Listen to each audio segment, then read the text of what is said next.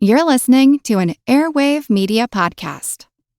It's tax season, and at LifeLock, we know you're tired of numbers. But here's a big one you need to hear. Billions. That's the amount of money in refunds the IRS has flagged for possible identity fraud. Now here's another big number. 100 million. That's how many data points LifeLock monitors every second. If your identity is stolen, we'll fix it guaranteed.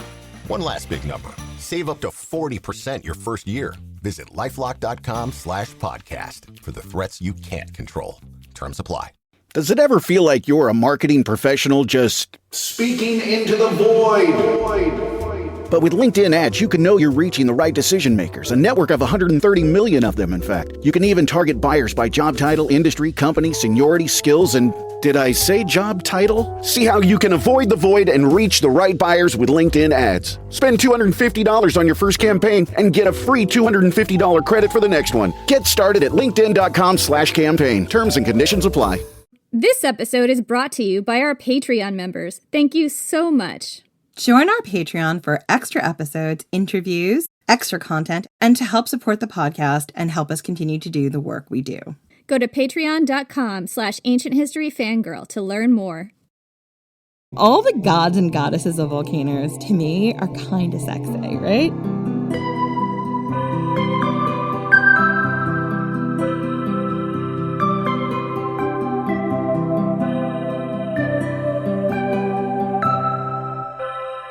I'm Jen McMenemy. And I'm Jenny Williamson.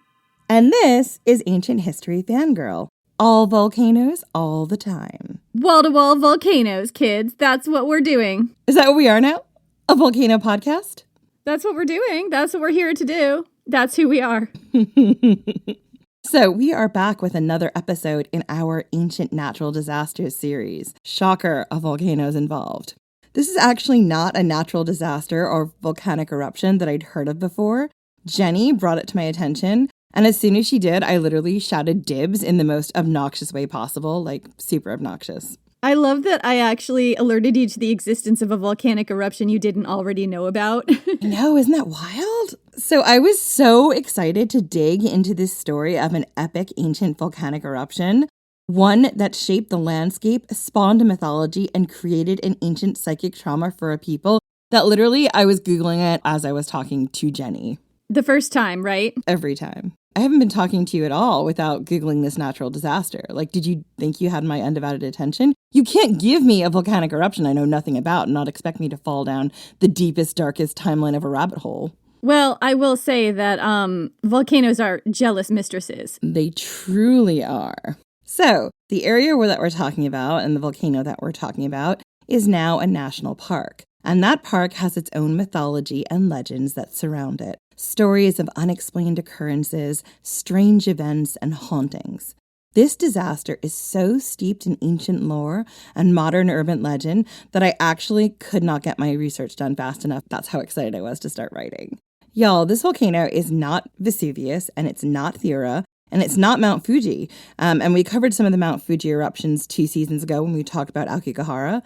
The volcanic eruption I'm talking about is Crater Lake. And Crater Lake, I have to say, is similar to Aokigahara in the fact that it mixes mythology and ghost stories and urban legends and ancient mythology and volcanoes together in this like very strange, spooky package. It does.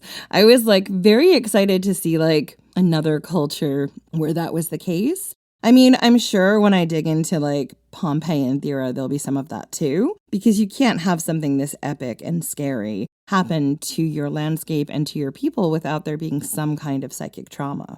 But anyway, as a self-proclaimed volcano nerd, I was shocked that I knew nothing about Crater Lake. As a fan of ghost stories and urban legends, I was also shocked not to have heard the tales about Crater Lake. And as a true crime fan, shocked and appalled. Horror! The horror on my face as I started digging into this. Because Crater Lake is rife with stories. So now, we're going to unravel the mysteries of Crater Lake. Mysteries that stem from an ancient natural disaster. If you were to visit Crater Lake today, you could easily be deceived by how blue and beautiful the water is. It's an oval, nestled amongst towering snow-capped mountains. It's otherworldly blue, and there's a reason for that, which we will explain later. It's 6 miles wide, I believe. So at the west of the lake is a large coned island. It looks a little bit like a witch's or wizard's hat. It's like a cone. This island is aptly named Wizard Island, is a volcanic cinder cone, meaning it is basically the volcano. It's a cinder cone volcano within the volcano. And it's open in the summer for hikers and tourists. It's accessible only by boat, and it's covered by green trees and trails. But you cannot stay overnight on Wizard Island. Because, well, there's urban legends about it, let's just say. Crater Lake is located in the Cascade Mountain range in southern Oregon. The Cascade Mountains stretch from Canada through Alaska, Washington, and into Seattle. The tallest is Mount Rainier, and while many of these mountains are snow-capped, there are volcanic mountains in this range, famously Mount St. Helens, which erupted in 1980, 2004, and 2008. This range is part of the Pacific Ring of Fire. Not all of these snow-covered mountains are volcanoes, but there are some hiding in plain sight. Or, in the case of Crater Lake, sunken into the earth after the mountain erupted and caved in on itself in the most violent possible fashion. I'm just going to stop right now and let you all know something I learned. When you have those volcanic eruptions that happen, the really big, epic ones, they're usually called climactic events. And I'm sorry, when I found this out, I just turned to Jenny. I was like, there's some really horny scientists out there who are making volcanoes super sexy, right? Am I right, or is it just me? No, it's definitely not just you. I mean, I agree. Anyway, when that mountain caved in on itself, had its epic eruption, that was the climactic event. Crater Lake National Park sits on land that belonged to the Klamath tribes, Klamath, Medoc, and Yahuskin band of Snake people. It is a sacred place to these people. In the Treaty of 1864, Crater Lake should have been protected as part of the tribal land, but it wasn't. The Treaty of 1864 granted the Klamath, Modoc, and Yahuskin Paiute tribes sovereignty to rule over their own lands. These lands were separate from the U.S. and not to be governed by the U.S. and its laws. It was to be governed by the tribal laws and customs of these people, in perpetuity. The treaty also outlined the borders between the tribal land and the U.S. At the signing of the treaty, Crater Lake was within the bounds of the tribal lands. However, the U.S. did not adhere to those boundaries or terms set out in the treaty and began encroaching onto those lands. Little by little, sections of land were colonized by the U.S. government, land that the Klamath people had lived on for over 8,000 years. By 1902, Crater Lake became part of the Crater Lake U.S. National Park System, meaning it was no longer a part of the tribal lands as promised by the Treaty of 1864. And that's pretty much everything I found about the treaty, which was essentially this land should have originally stayed with the Klamath people, but little by little, that treaty was eroded, and essentially it became a part of the national park system. I believe it was either like the second or third national park that was ever founded. I might be wrong, a little fuzzy on that, but it was very early on when our park system was created. Crater Lake is the deepest lake in the U.S., and the 7th, or sometimes the 9th, is a little bit fuzzy how they measure the depth of lakes. It's complicated, and I'm not getting into it. So let's just say the 7th, or sometimes the 9th deepest lake in the world. It's about 20 miles round and 6 miles across. Today, Crater Lake is also riddled with incredible urban legends and ghost stories, from hauntings to phantom campfires to unexplained deaths and disappearances, aliens, Bigfoot, and even a lake monster. You could almost be forgiven for not knowing the ancient trauma that created this lake and only understanding the modern ghoulish legends. But this is not modern history, fangirl, as Jenny has reminded me many times. And while we'll be talking about some of these more modern stories, we are here for all the ancient myths and, in my case, all the volcanoes. As I said earlier, Crater Lake is deceptively beautiful. Looking at the lake, you could easily be tricked into thinking it was just a natural wonder, a blue mirror hidden amongst the mountains. But you'd be wrong, because Crater Lake is actually a volcanic caldera, formed after an epic eruption roughly 7,700 years ago, an eruption witnessed by humans and memorialized by mythology. This is the story of Crater Lake. The Klamath and Modoc people tell the story of the creation of Crater Lake in their mythology. This is a myth that has been passed down through thousands of generations. The creation of Crater Lake happened, as Jen said, roughly 7,700 years ago. We have evidence of people being present for this event. The evidence is in the ashes. In the ash layer of this volcanic eruption. It's in the ash layer of this volcanic eruption, and we're going to talk about how big that ash layer is a little bit later. But essentially, the ash layer that you're looking at here was so wide and encompassing that they mark geological time, just like they do with the Thera eruption or the Boudica burn layer in the UK, which is not volcano related. But yeah, so this one in particular, that's how we know that people witnessed it, because of the stuff found in that ash layer. Continue, my love. Alrighty. So yeah, as Jen said, the evidence is in the volcanic ash layer of this volcano. We found moccasins. That is blowing my mind. Moccasins, obsidian tools, spears, and other artifacts in the ash layer that's been tied to this eruption. So people saw and got caught up in this volcanic eruption, and they chronicled it in their own mythology. So before we get into what scientists think the eruption would have looked like, we just want to tell you about what that mythology is, because it's just so fascinating. So this is mythology from the Klamath and Modoc people from this area. So the legend that I'm going to recount to you, sometimes I'll be recounting it and sometimes I'll be directly quoting. This version comes from Barbara Alatorre, who is a Klamath tribal member and historian. She is a direct descendant of 2 different signers of the Treaty of 1864. She is a distinguished researcher and historian of the Southern Oregon tribes. This is a quote from her telling of the Crater Lake creation myth. Quote, "Before time began, giant spirit beings came down to earth through a hole in the sky, pushing ice down to build giant mountains. The first mountain built was Big Mountain, where Mount Mazama now stands." And what is Mount Mazama? Mount Mazama, as I've mentioned a few times, was the volcanic mountain that eventually collapsed in on itself and became Crater Lake. So when we say Mount Mazama, we're talking about a volcanic mountain that will eventually become our lake. Okay, continuing the quote. Quote, "The spirit beings created the rest of the Klamath terrain by digging tunnel-like caverns beneath the earth, pushing up the hills and mountains, forming the Cascade Range. They dug the channels for rivers, created the marshes, and hundreds of springs bubbled up from underground. Giant trees, meadows, and plants sprung up everywhere.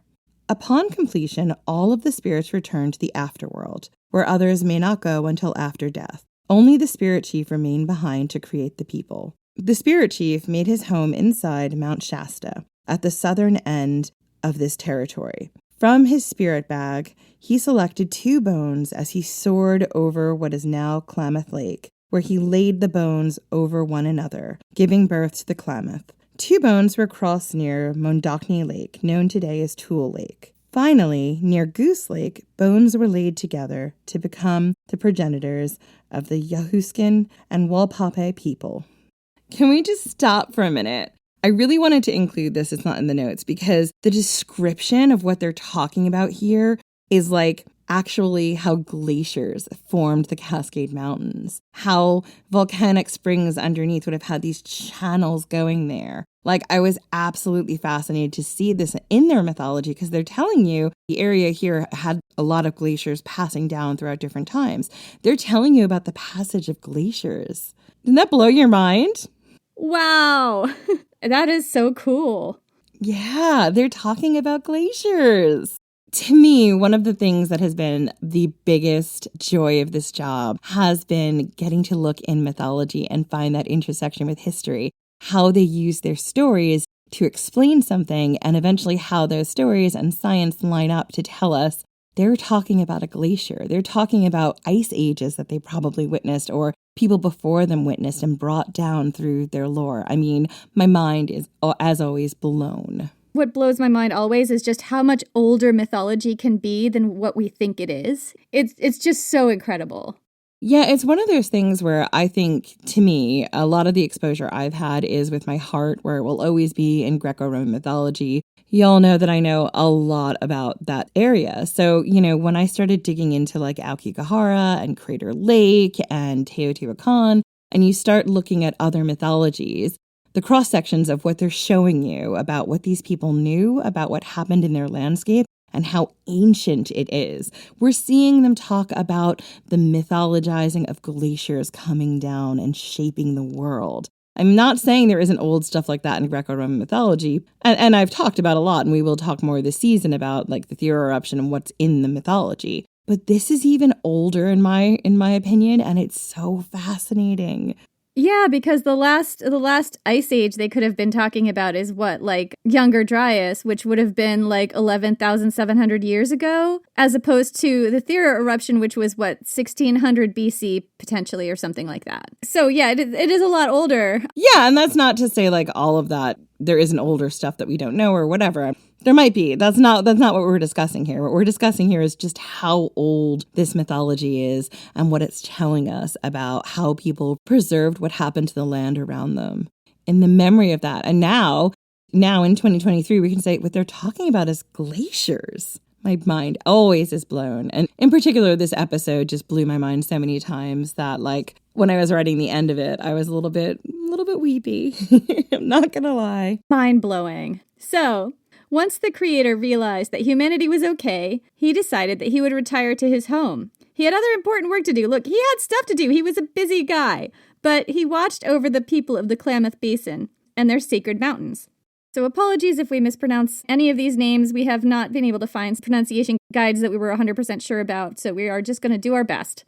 Every once in a while, Monadolkni, the spirit chief of the below world, got curious about what was happening in the upper world, and he would just kind of sneak out of his realm and visit the human realm. And one day, he happened to cast his eye upon a very beautiful maiden named Loha.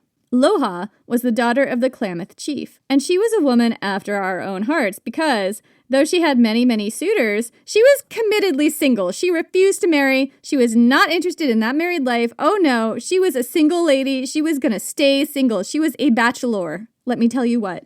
A bachelorette. Except for the part about dating people. Not into it. No one gets a rose. No one gets a rose. So, Monadolkni was not your average suitor. He was the spirit chief of the below world. He was used to getting his way. So, he sent a trusted emissary to propose to Loha. Pretty sure that there was absolutely no way she was going to turn this proposal down. I mean, he was a cat. He was a god. Who was going to say no to him? So one night, during a ceremony, Monadolkni's emissary arrived. He was decked in a hooded wolf skin. He was dashing and looked quite scary. He came bearing lots of incredible gifts, and he made his pitch to Loha and her family, telling her that all these amazing gifts were for her and her family, and that she would have eternal life. All she had to do was marry Monadolkni and live in the big mountain, Mount Mazama. And Loha was rightly terrified. She did not want to marry Monadolkni, and she really didn't want to live in the big mountain that was also a volcano. She rejected his proposal, and things did not go well. The Klamath chief called together the elders and medicine men to decide what to do with this problem of Loha. She rejected Monadolkni's proposal, and they all knew that things were going to kick off, maybe in a climactic eruption moment. Everyone obviously cared a great deal for Loha because they agreed to send her into the woods to hide, and they made a pact not to tell Monadolkni or his emissaries where Loha was. Everyone in the village agreed, and I was just like, again, just bowled over by that. I was like, wow. Yeah, because there are myths that might go this way where her consent might not be respected, and in this one it is, and that's awesome. I mean, listen, we've done a lot of mucking around in ancient Greek mythology, and women are not necessarily treated this well all the time. Yeah, we wrote a book on women of myth. You know, we saw some real dark sides to all mythology and some good sides. So we wanted to share this quote from the rest of the story. I think this is from the original telling that you found by Barbara Alatorre, right? Mm-hmm. So, quote, Monadolkni, upon learning the outcome of his marriage proposal, ordered his emissary back to the village chief to demand the whereabouts of the maiden, Loha, threatening revenge upon the people and destruction of their land if she was not brought to him post-haste. She didn't say post-haste, I just added that. Fear-stricken, but loyal, no one in the village would speak. They were not going to tell this dude where Loha was. Absolutely not. Hearing of their silence, Monadolkni shook like thunder and stormed off in a violent rage, running back and forth in the passageways beneath the big mountain. That would be Mount Mazama, throwing lightning bolts as he went, causing Mount Mazama to explode. Can we just stop for a minute? They're talking about the passageways beneath the big mountain. They're talking about caves that were probably carved out by like lava and magma and everything else. They're talking about magma chambers. Yeah. I'm losing my mind a little bit. Okay, so anyway, this dude Monadalkni is now running around in these passageways beneath the mountain, magma chambers, throwing lightning bolts as he went, causing the mountain to explode with such great force that the top of the mountain blew off. Giant fireballs shot out, exploding deafening booms 5 times in rapid succession. Spewing fire from his mouth, the evil chief ran to the top of the caldera to survey the destruction as fire and lava devoured the beautiful forest and lay waste to the villages of the people. Fleeing in terror for their lives, the people took refuge in Klamath Lake, crying and praying for the good spirit chief to save them. As lava rained down on the people like hot pitch, the good spirit chief, standing on Mount Shasta, heard 2 of the eldest medicine men of the tribe volunteer to sacrifice themselves, believing only a sacrifice would stop the chief of the below world's vengeance. Quote within the quote, "We elders, with not many moons to live, should be the ones to follow our torches into the great fire to calm the wrath upon our people." As the people watched, the 2 oldest and most respected medicine men waded out of Klamath Lake's waters, lit their torches, and began their courageous trek toward the mountain, toward the high ridges surrounding the crater of the volcano. When the good spirit chief saw the elders' unselfish and brave deed, he flew over them to face Monadalkni in battle and save his people. The 2 spirit chiefs fought. Enraged, silhouetted against the red glow rumbling along the Cascades. The mountains shook and the earth trembled until finally the good chief forced Monadalkni back underground and collapsed the volcanic debris down onto the entrance to the underworld, creating a giant crater where the mountaintop used to be. No longer the big mountain. The Indians, this says Indians in this quote, I'm just reading what's here, renamed the mountain Tumsumne, or mountain with top cut off. Medicine men sang their sacred songs in thanks for the victory as the rains came filling the empty crater with water, and the lake became known as a most sacred place, a holy place, to the Indians, again, that's what it says in the quote, who kept the area secret from outsiders for over 7,000 years.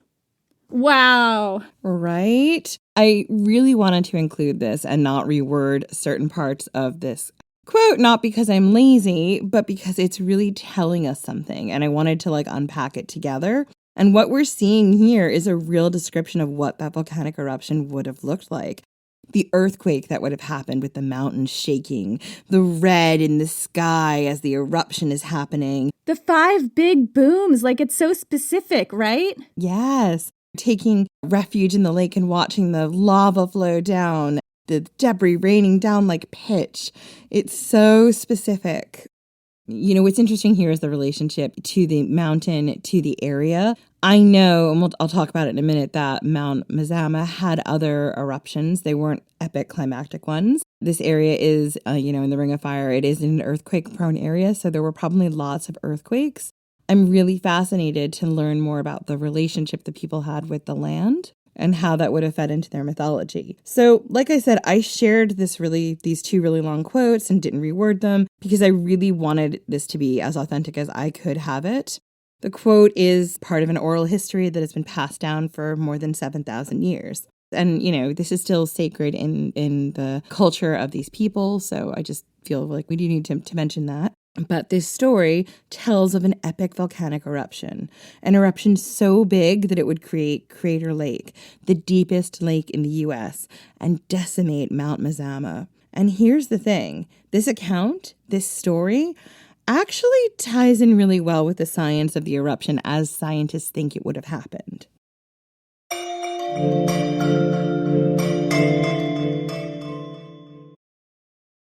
This episode is brought to you by Redfin.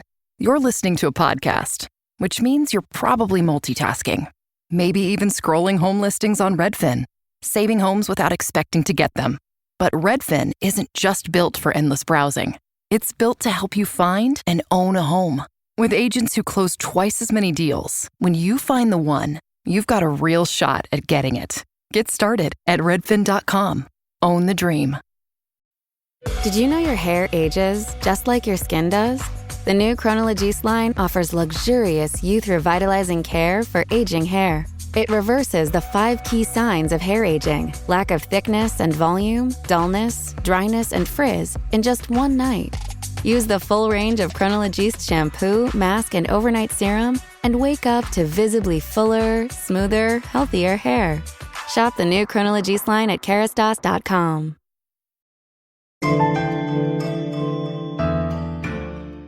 So let's break this down.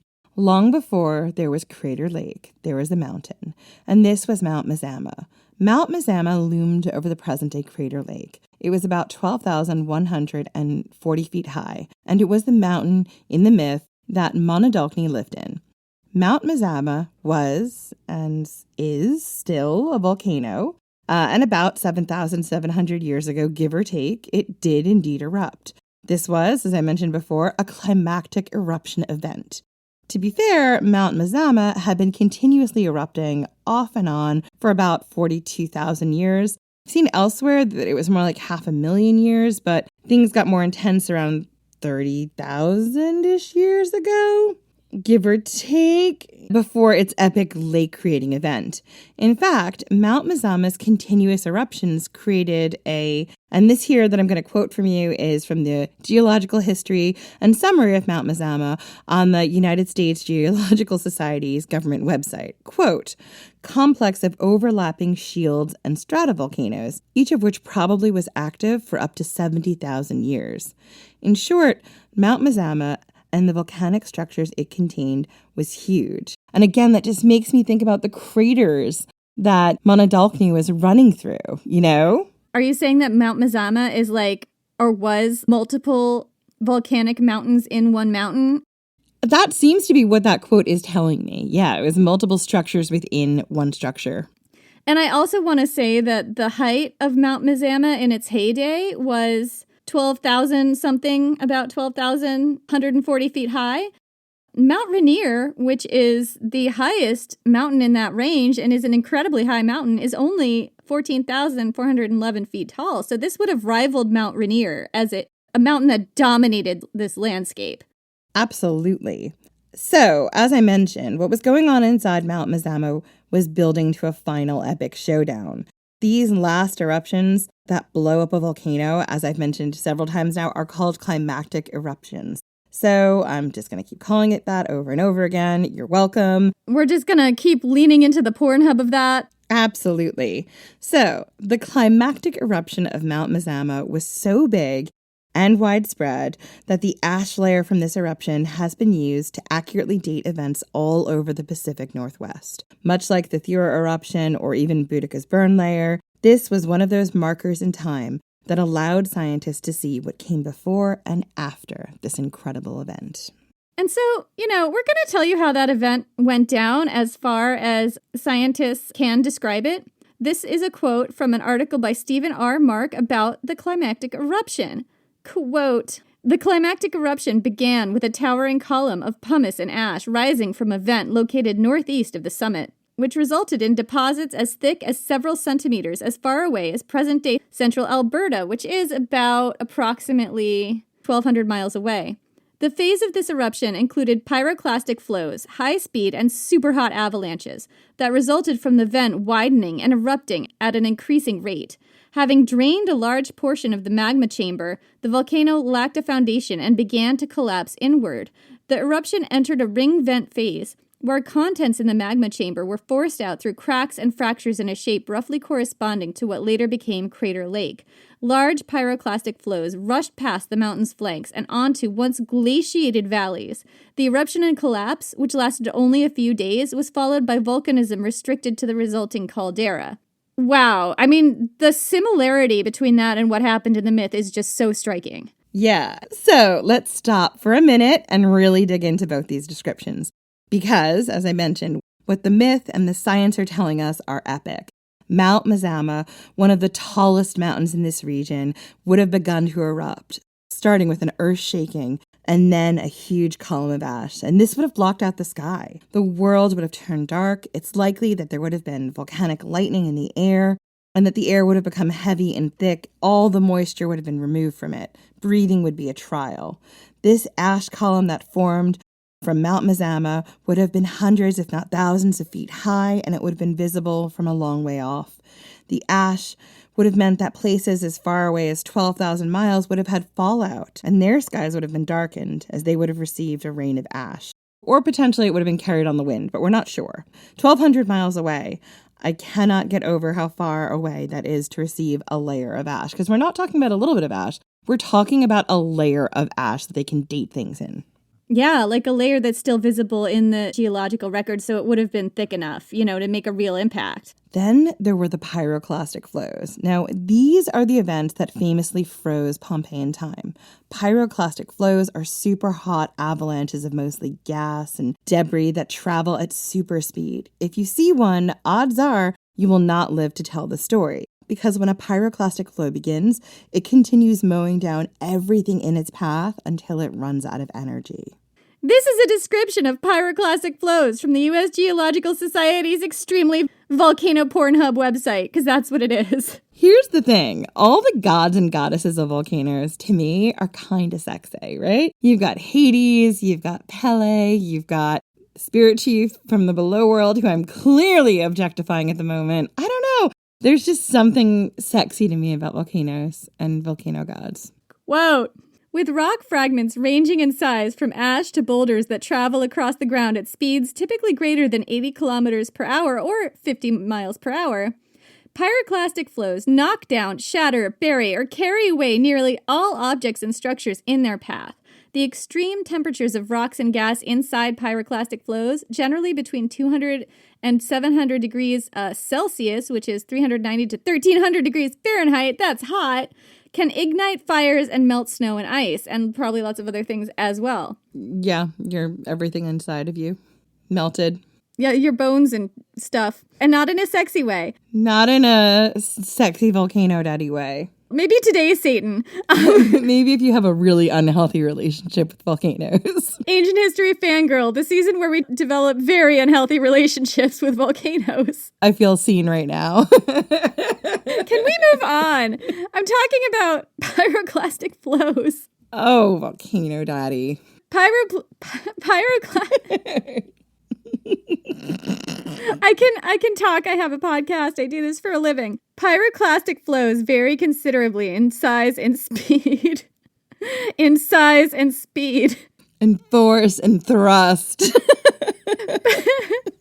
This is smutty. This is a smutty volcano episode. But even relatively small flows. Oh my God, this is why I need to clear time for this, because sometimes we're fine and sometimes we're like teenage girls. I'm just trying to explain about the small flows. Small flows versus large flows. All that magma.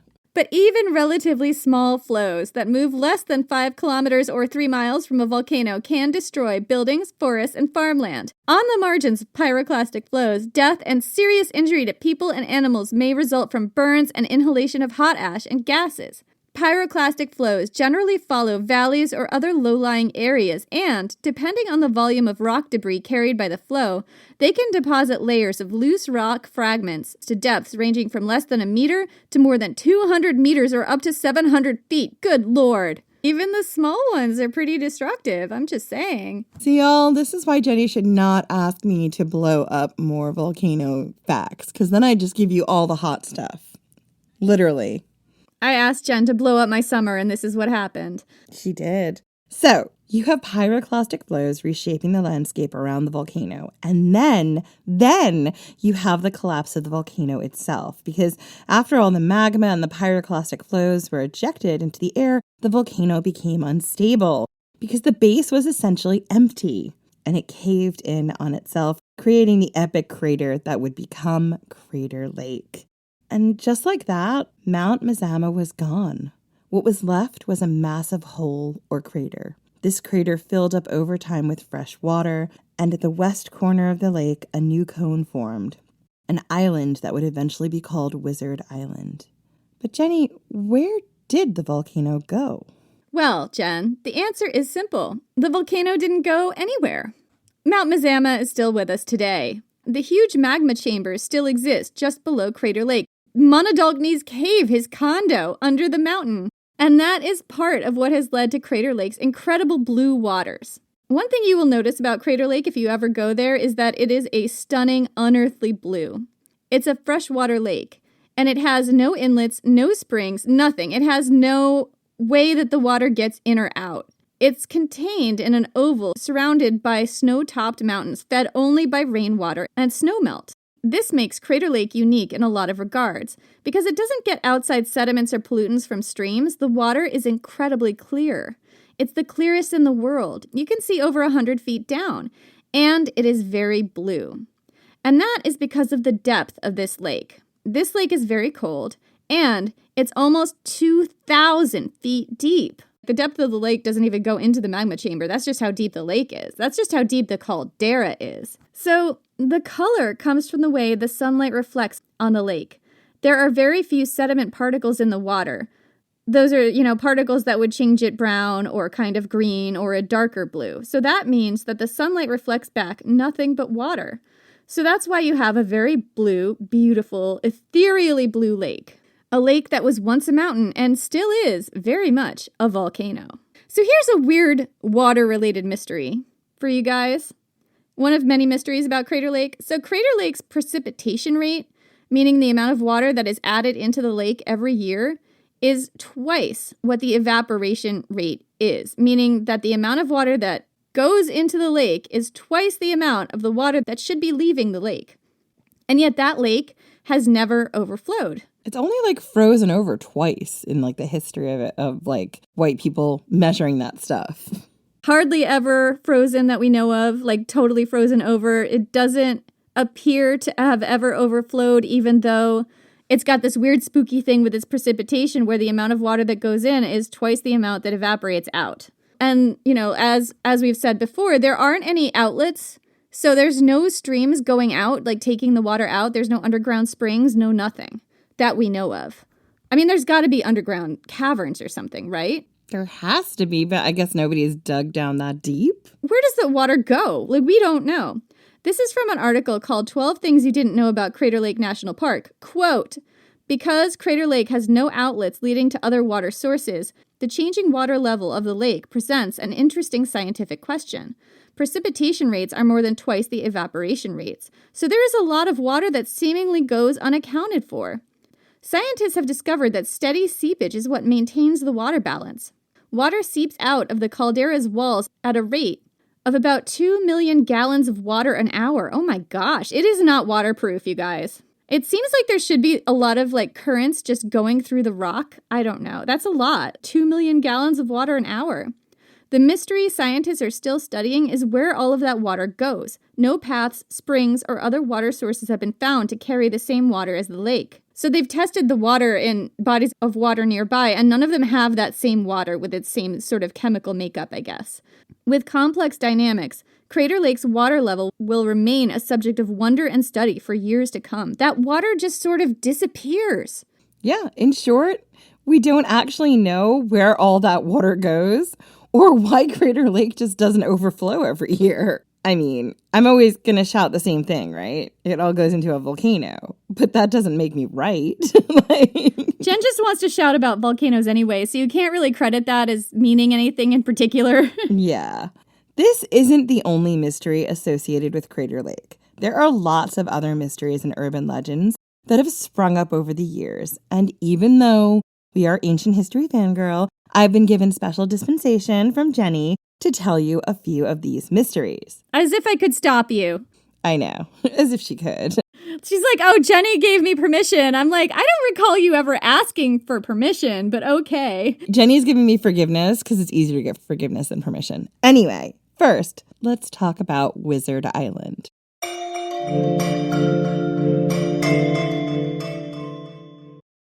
Our book, Women of Myth, is out in bookshops and online. It's available worldwide in hardback, ebook, and audio. Women of Myth tells the stories of 50 exceptional heroines, goddesses, and monsters in world mythology. It's beautifully illustrated by Sarah Richard, and it makes the perfect gift for yourself or someone else who happens to love mythology. Look for Women of Myth wherever books are sold.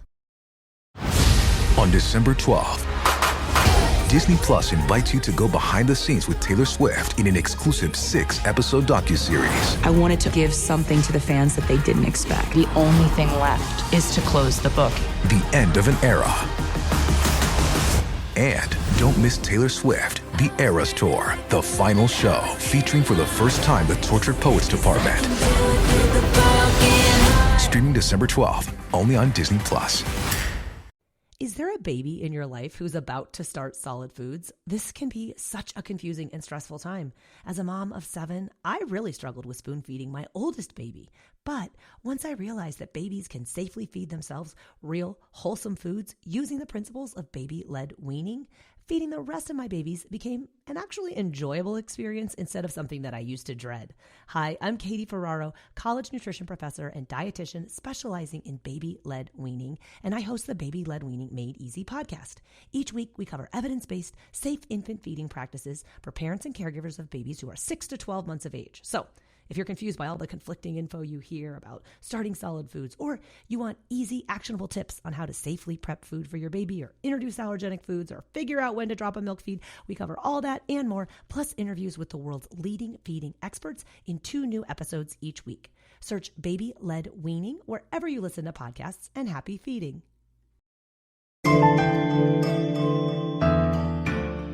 So, as we mentioned earlier, Wizard Island is on the west side of the lake. The island is a 763-foot-high cinder cone. It's like a small volcanic eruption that happened after the big one happened, inside of the giant crater. It's like a mini volcano lit, and it's only reachable by boat. You're only allowed to visit the island during the day. You are not allowed to spend the night. If you're feeling adventurous, you can hike up to the top of the island, where there is a 90-foot deep crater at the summit. So anyway, the hike takes about an hour. It's just over 2 miles. However, you can only access Wizard Island in the summer, and you have to leave by sundown. You are not allowed to camp or remain on the island after dark, no sleepovers. Most of the year, the island isn't accessible at all. There are a lot of reasons why Wizard Island is a must visit. It's stunningly beautiful, but it's also a sacred place to the Klamath people. All of Crater Lake is originally sacred land of the Klamath people, and it should be treated that way. And it's stories about the Klamath people that have led to some of the modern legends about what happens on Wizard Island. Wizard Island is said to be the place of ghostly fires. And this story comes from a park ranger, and I'm quoting from the National Parks Travel, quote, Ranger Kerwin says Crater Lake rangers often see campfires burning on Wizard Island. But when they boat out there, the rangers find no signs of campers, no whiff of smoke, and no scorch marks on the ground. One evening, Ranger Kerwin was patrolling the roads below the rim when she spotted 10 people standing around a roaring fire, camping illegally in the forest far from the designated campground. The ranger parked her car and entered the woods to contact the illegal campers, but when she reached the site, she could find no people and no campfire. Somewhat distressed by the campers' furtive behavior, the ranger got behind a tree and called for backup. 2 rangers searched all over, but they still couldn't find any sign of the roaring campfire, or the 10 campers Ranger Kerwin had just seen moments before. When Ranger Kerwin and her partner told the other rangers about their unnerving experience, they learned that the place where Ranger Kerwin had seen the phantom campers was the site of an old Park Service campground. Cold Spring, they called it. And before Crater Lake was a national park, the Klamath people used it as a temporary hunting and berry-picking camp. So, what is happening at Crater Lake, Jenny? Is it haunted? Are the spirits of an ancient culture still there in the woods, maybe living out an ancient story? I don't know. I don't know either, but I do know that there are ghost stories about mysterious campfires on Wizard Island at night when there are actually no people there. Exactly. And here's the thing, Jenny. If it was just this one ghost story, you could almost think, maybe I'm being silly and exaggerating. Maybe I've fallen for the hype about Crater Lake being haunted. But it's not just this one story. Much like Aokigahara, the Japanese suicide forest, Crater Lake is riddled with its own lore. Is this because of the tragic beginning through a climactic volcanic eruption? Or is something else at play? Let's dig into the creepy evidence. Okay, so it's time to talk about one of my favorite things about Crater Lake, which is the old man. So the old man is one of the things that Jenny texted me super late at night. She just texted me 3 words, the old man, all in caps. And my reply was a question mark. And then I started the researching. The old man is a mountain hemlock log that floats in Crater Lake. This is so weird. we're going to go with he, him pronouns for the old man. He's completely untethered and will travel as much as 4 miles a day. He's been there since at least 1896. That's when he was first documented. But he may have been there even earlier. And the wild thing is, he floats vertically in the water, straight up and down, not horizontal like you would expect a log to float. Only the top 3 feet of the old man is above water, and the wood is kind of a grayish-white color. The other 32 feet is below. This is a 32-foot-long log that floats vertically in Crater Lake, and it has been doing that since 1896 at least, maybe earlier. And Jenny, as someone who's lived by the water, like a body of water, a river, or the ocean, or whatever, her whole life, I have never seen a tree float this way. I have seen a lot of logs, a lot of like petrified, like huge bits of tree float down the river to the Atlantic, but they have never floated vertically. It's always horizontally. I have also been near many bodies of water in my lifetime, and never in my lifetime have I seen a vertically floating log either. I can corroborate this, yes. So anyway, the National Park Service website has a few theories about why the old man floats the way he does. Quote, "Theories abound about its uprightness and travels. Though not proven, one belief is that because the lower part of the tree stump has been in the cold water for over 100 years, its density has increased, making the old man buoyant and balanced. Others think it once held large rocks at its base, which kept it from sinking." This can't be proven. I mean, it could if you wanted to go down there and look under the chassis, shall we say, but I don't think anyone really wants to do that for various creepy reasons. So the theories are really just that, theories. And the old man's floating pattern remains mysterious. The floating pattern is actually mysterious because some park rangers have observed it traveling in the opposite direction of the wind. Like you would think it would be blown around by the wind, but apparently not. Apparently not, and sometimes it will travel, I believe it's like up to 4 miles in a day, sometimes against the current, sometimes with the current. And if it was just the floating, I mean, the floating is also weird, but the old man has his own secrets and, dare we say, supernatural powers. So, according to the National Park's website, in 1988, researchers brought a submersible into the lake to do research because the lake is so deep they need a sub. They can't just go down normally. So, they were worried about the old man knocking into their ship while they were doing this research and causing it damage. So they tied him up at the dock on Wizard Island. The old man was not amused. And again, this is a quote from the National Park website. Quote, "Shortly thereafter, storms blew in, making it impossible to launch the submersible at all. When this was quickly followed by snow in August, the scientists very quietly and under the cover of night released the old man back into the lake, thus restoring the weather and the old man's freedom. In short, do not fuck with the old man." The old man does not want to be restrained, doesn't want to be tied down. He does not. He has lived his life as a very happy bachelor, doing what he wants in that lake, and he's going to continue. So I read on some websites that rangers used to take tourists out to pose for photos while standing on the old man. This, for obvious reasons, isn't allowed anymore, and I can only assume the old man didn't approve. Rangers today are afraid of what will happen when the old man finally sinks beneath the waters of the lake. What will his eventual submersion cause? What kind of weather or other natural disaster could be awaiting us? I repeat, do not fuck with the old man. He's living his best life, protecting the lake, controlling the weather. Just don't mess with him. Do not. He controls the weather. So, in addition to the old man, Crater Lake has its own phantom ship. The phantom ship is actually not a phantom or a ship. It's one of Crater Lake's 2 islands. So the other one is Wizard Island, which is a volcanic cone. And the phantom ship is eerie and it is beautiful and it also has a fascinating history. So it's 170 feet high, it's 500 feet long, and it's 200 feet wide. And it looks like a spectral ghost ship with sails and masts and everything just abandoned in the middle of the lake. There are some spectacular pictures of it, but it is in fact not a ship. It's actually the remains of the ancient volcanic cone from Mount Mazama, the original one. It has spires that look like ragged, haunted sails, and these are the oldest rocks in the entire Crater Lake Basin. It's older than the lake itself. It's like 40,000 years old. This is older than the lake by a lot, this structure. So we haven't heard any good ghost stories about it, not to say there aren't any out there, just Jen didn't come across any in her research. It's more the mysterious natural beauty of this once volcanic cone that brings out this eerie feeling. I mean, Imagine that many years ago, people might have believed that this was a petrified ship trapped forever in a lake with no streams or outlets, doomed to sail the freezing waters of Crater Lake forever. I mean, imagine if it was like a misty day and you just came upon it out of the mist. These are some of the eerie and mysterious things in Crater Lake.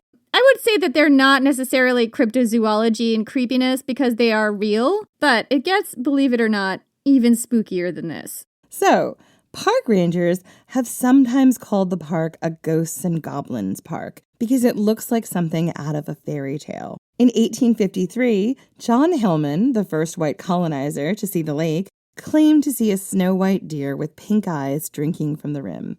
Since Crater Lake has been a national park, visitors have reported seeing strange sights and events.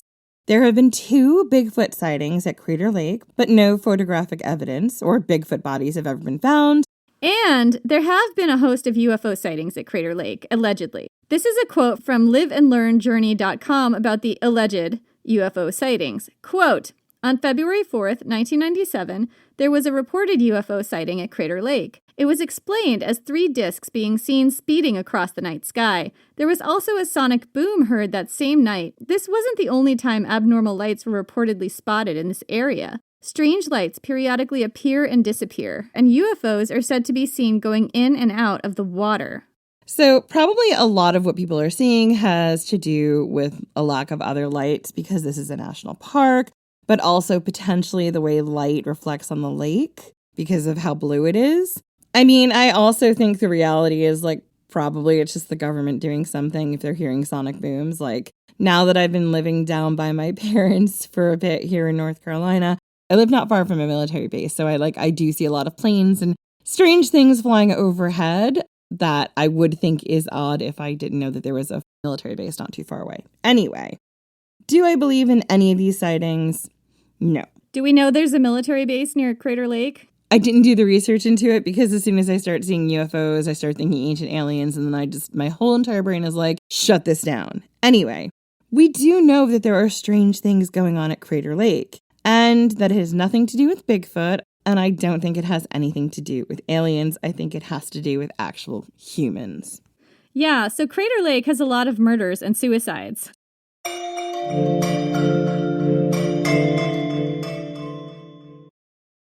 Whether your business has 6 floors or 6 employees, Walmart Business has everything you need to save time, money, and hassle. You can restock your break room with bulk ordering or bulk up your ordering team with shared payments. And you can get it all delivered straight to your business's door, whether that's on Wall Street or Main Street. Walmart Business. It's the Walmart you love, now for your business. Learn more at business.walmart.com. Hey everybody, welcome to your 30-second laughing session brought to you by The Laughing Cow. Ready to laugh? In 3, 2, 1, and... Okay! Great job, everybody! Now unpeel a wedge of The Laughing Cow light spreadable cheese, a delicious snack with 2 grams of protein and 25 calories per wedge. Feels good to have a cow, huh?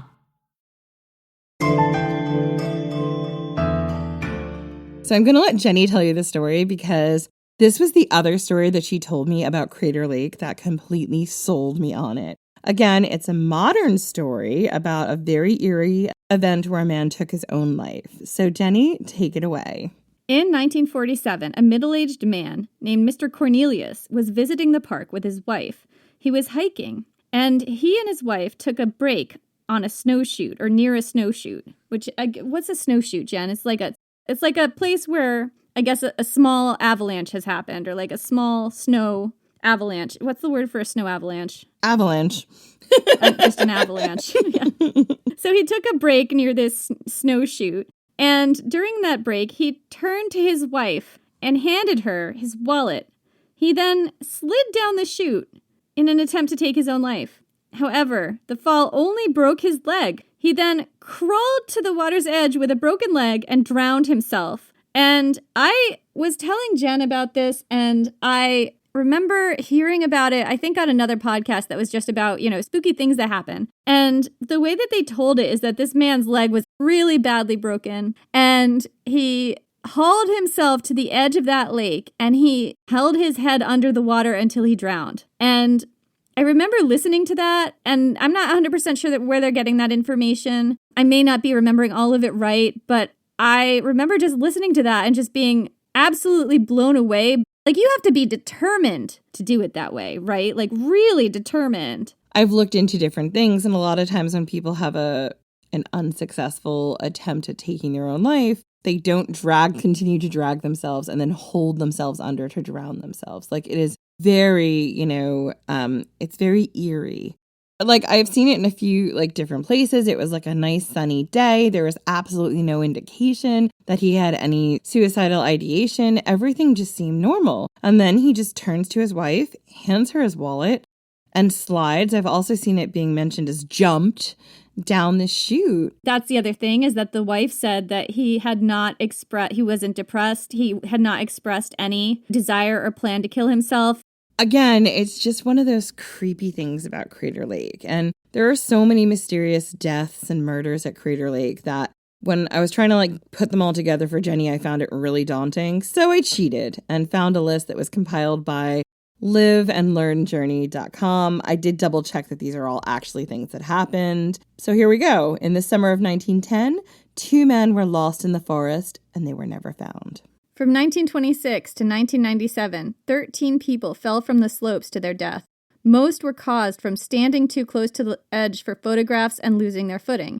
It's said that the lake is camera shy. In 1944, 2 Grumman torpedo planes were flying in formation when one of the planes vanished and the other crashed and sank to the bottom of the lake, even though the weather was clear.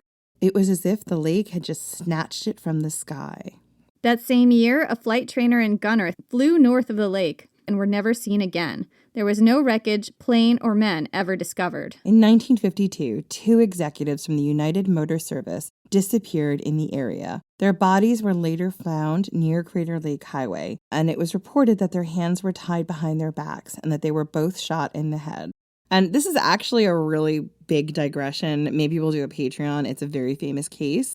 There's a lot of theories about what that was. That's a case that shows up in true crime stuff a lot of the time, right? Because it's got a lot of mysterious components to it, which we don't really have time to go into right now, but it is very spooky. March 1971, Nick Carlino was snowshoeing the rim when a mysterious dog showed up and then suddenly disappeared. In 1974, Charles McCullough went to photograph the lake and disappeared. His pants, socks, and fragments of bone were found 2 years later. His jeans and belt were undone, and pieces of 2 broken toe bones and shin bone were found in the jeans. 12 feet away was the crown of the skull and tiny fragments of bone. There was no shirt, no coat, camera, or boots discovered. It was as if the body had melted away. I kind of wonder if that one was half eaten by scavenging animals or something. That's what it sounds like to me. Yeah. In October 1991, Glenn Allen Mackey disappeared. His car was discovered in a parking lot with his license, keys, passport, cash, and toiletries. However, there was never any trace of Mackey ever found. In 2009, a person was reported renting snowshoes, walking to the rim of the crater, and disappearing. The body was never found. I bet that some of these bodies never found situations were people falling in. Yeah. 2 people parked their car near the crater, but after the parking brake failed, they fatally fell and crashed into the jagged bottom of the caldera. Wow. That one doesn't have a date. I wonder when that happened. I don't know, but that's another thing to think about. The bottom of that caldera would be super jagged. The bottom of the lake, I bet, is just littered with bodies. Sometimes these really, really cold bodies of water have a low oxygen content down at the bottom, so things are well preserved. So I bet there's stuff down there that's really well preserved. Anyway, so yeah, Crater Lake is home to a lot of tragic events and a lot of mysteries. And these events continue to spread the infamy of this beautiful park. Much like Aokigahara. I mean, there's so much synergy here, right? Both Aokigahara and Crater Lake began with a really big volcanic eruption that probably caused a lot of loss of life, and all this mythology and stories and psychic trauma just grew up around it until it's this infamous place even today. Aokigahara, like Crater Lake, is along a sacred pilgrimage path up Mount Fuji, and Crater Lake is a sacred place to the indigenous people here. They're both sacred land. Both of these parks also have a darker and more macabre association. It makes me sad, if I'm honest, to think that such a sacred place is now more well known for murders, suicides, and unexplained phenomena. And it made me really determined to tell this story of the Klamath people and their eyewitness account to a natural disaster. Because long before the 10 plagues of Egypt, before Pompeii, before Aokigahara, we have this story from these people.